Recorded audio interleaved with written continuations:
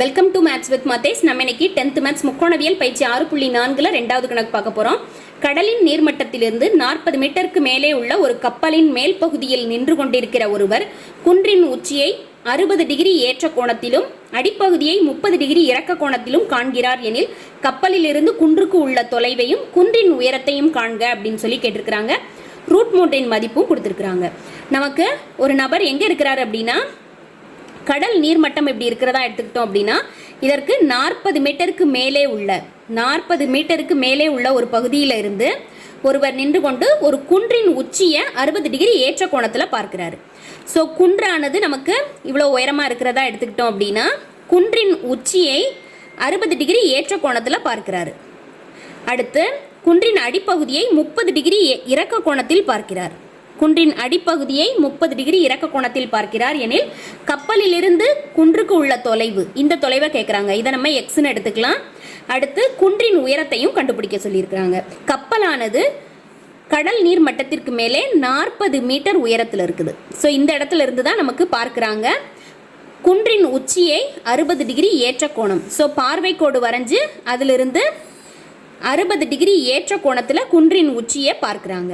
குன்றின் அடிப்பகுதியை 30 டிகிரி இறக்க கோணம். ஸோ பார்வை கோட்டிலிருந்து 30 டிகிரி இறக்க கோணத்தில் பார்க்குறாங்க.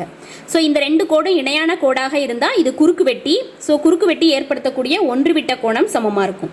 ஸோ இதுவும் நமக்கு 30 டிகிரியாக இருக்கும். இப்போ ரெண்டுக்கும் இடையே உள்ள கப்பலுக்கும் குன்றுக்கும் இடையே உள்ள தொலைவை எக்ஸ்ன்னு எடுத்தோம் அப்படின்னா இந்த அளவும் நமக்கு அதே எக்ஸாக தான் இருக்கும். இப்போ இது 40 மீட்டராக இருந்தால் இந்த அளவும் ரெண்டும் இணையாக இருக்கும், சமமாக இருக்கும். ஸோ இந்த அளவு வந்து நமக்கு 40 மீட்டராக இருக்கும். நமக்கு தெரியாத மதிப்பு இது இந்த இடத்துக்கு ஹெச்ன்னு சொல்லி நம்ம கொடுத்துக்கிறோம். ஸோ நமக்கு கணக்கில் கேட்டிருக்கிறது கப்பலில் இருந்து குன்றுக்கு உள்ள தொலைவு, எக்ஸின் மதிப்பை கேட்டிருக்கிறாங்க. அடுத்து குன்றின் உயரம். குன்றின் உயரம் அப்போ எப்படி கண்டுபிடிக்கணும் அப்படின்னா இந்த 40ஐயும் இந்த ஹெச்சையும் கூட்டணும். 40 + ஹெச் மீட்டர் அப்படிங்கிறது தான் குன்றின் உயரம். ஸோ நம்ம ஹெச்சின் மதிப்பை கண்டுபிடிக்கணும். ஃபஸ்ட்டு இந்த செங்கோண முக்கோணங்களுக்கு பெயரிட்டுக்கலாம். இது ஏ, பி, சி, இது டி, இது இ அப்படின்னு பெயரிடுறோம். நமக்கு எக்ஸ் மற்றும் ஹெச் ரெண்டு மதிப்புகளும் வேணும். ஃபஸ்ட்டு இந்த செங்கோண முக்கோணத்தை எடுத்துக்கிட்டோம் அப்படின்னா இதை பயன்படுத்தி இந்த கோணத்துக்கு tan விகிதம் எடுக்கிறது மூலமாக எக்ஸ் மதிப்பை கண்டுபிடிச்சிடலாம். எக்ஸ் மதிப்பை கண்டுபிடிச்சதுக்கு அப்புறமாக இந்த செங்கோண முக்கோணத்திலையும் எக்ஸின் மதிப்பு தெரியும். ஸோ ஹெச் மதிப்புக்காக நம்ம tan விகிதம் எடுக்கும்போது ஹெச்சின் மதிப்பும் கண்டுபிடிச்சிடலாம். ஸோ ஹெச் மதிப்பை இந்த 40ஓட கூட்டும்போது நமக்கு குன்றின் உயரமும் கிடைச்சிரும். முதல்ல நம்ம ஏபிசிங்கிற செங்கோண முக்கோணத்தில் இருக்கக்கூடிய கோணமான 30 டிகிரிக்கு tan விகிதம் எடுக்கிறோம். ஸோ செங்கோண முக்கோணம் ஏபிசியில் tan 30 டிகிரி = எதிர்பக்கம் பை அடுத்துள்ள பக்கம். So AB by BC. இங்கே நம்ம எதற்காக tan விகிதம் எடுக்கிறோம் அப்படின்னா எதிர்பக்கத்தின் மதிப்பு தெரியும், இந்த கோணத்திற்கு எதிர்பக்கத்தின் மதிப்பு தெரியும், அடுத்துள்ள பக்கத்தின் மதிப்பு தெரியாது. ஸோ எதிர்பக்கம் மற்றும் அடுத்துள்ள பக்கத்தை தொடர்புபடுத்தக்கூடிய முக்கோணவியல் விகிதம் tan விகிதம். அதனால தான் இப்படி எடுக்கிறோம். ஏபியின் மதிப்பானது 40, பிசிக்கு நம்ம எக்ஸ்ன்னு சொல்லி கொடுத்துருக்குறோம். ஸோ tan 30 டிகிரிக்கு மதிப்பு நமக்கு தெரியும் 1/√3 = 40/x. நமக்கு தேவையானது எக்ஸின் மதிப்பு. ஸோ எக்ஸ் அந்த சைடு குறுக்கு பெருக்கல்ல பெருக்கிறோம். எக்ஸ் பெருக்கல் 1 எக்ஸ் = இந்த √3 இந்த சைடு 40ஓட பெருக்கிறோம். ஸோ 40√3. ஸோ நமக்கு எக்ஸின் மதிப்பு 40√3 அப்படின்னு சொல்லி கிடச்சிருக்குது. இதுதான் எக்ஸின் மதிப்பு. So 40√3 metre. இதே எக்ஸ் மதிப்பு தான் இங்கேயும் வரும். ஸோ இதற்கும் மதிப்பு 40√3 மீட்டர். இப்போ நம்ம இந்த செங்கோண முக்கோணத்தை எடுக்கிறோம். இந்த செங்கோண முக்கோணத்தில் அடித்துள்ள பக்கத்தின் மதிப்பு நமக்கு தெரியும், எதிர்பக்கத்தின் மதிப்பு தெரியாது. ஸோ அங்கேயும் நம்ம tan விகிதம் எடுக்கிறோம். ஸோ செங்கோண முக்கோணம் ஏடிஇயில் செங்கோணம் நமக்கு இந்த இடத்துல இருக்கும். ஏடிஇயில் tan 60 டிகிரி = எதிர்பக்கம் பை அடுத்துள்ள பக்கம். ஸோ இடி பை ஏடி. tan 60 டிகிரின்னு சொல்லும்போது எதிர்பக்கம் பை அடுத்துள்ள பக்கம். ஸோ இடி பை ஏடி. ஏடிங்கிறத நம்ம எக்ஸ்ன்னு சொல்லி எடுத்திருந்தோம். எக்ஸுக்கு மதிப்பு நம்ம ஏற்கனவே கண்டுபிடிச்சி வச்சுட்டோம். ஸோ அந்த மதிப்பை இங்கே பிரதிடுறோம். இடிக்கு நம்ம ஹெச்ன்னு சொல்லி எடுத்திருந்தோம். ஸோ அந்த ஹெச்சை இங்கே பிரதிடுறோம். இங்கே எக்ஸின் மதிப்பு ஏடிக்கு பதிலாக எக்ஸின் மதிப்பான 40√3 பிரதிடுறோம். tan 60 டிகிரிக்கு மதிப்பு நமக்கு தெரியும் √3. √3 = h/40√3. ஸோ நமக்கு தேவையானது ஹெச்சின் மதிப்பு. ஸோ ஹெச் ஈக்குவல் டு இந்த 40 ரூட் 3 அந்த சைடு பெருக்கற் பலனில் போகுது. ஸோ ரூட் 3 பெருக்கல் 40 ரூட் 3. ஸோ ரூட் 3 நமக்கு பெருக்கும்போது 3ஆக மாறிடும். ஸோ ஹெச் ஈக்குவல் டு 40 பெருக்கல் 3. 40 பெருக்கல் 3ன்னு சொல்லும்போது 4 3 12. So H equal to 120 metre அப்படின்னு சொல்லி கிடச்சிருக்குது. ஹெச்சின் மதிப்பானது 120 மீட்டர்னு நமக்கு கிடச்சிருக்குது.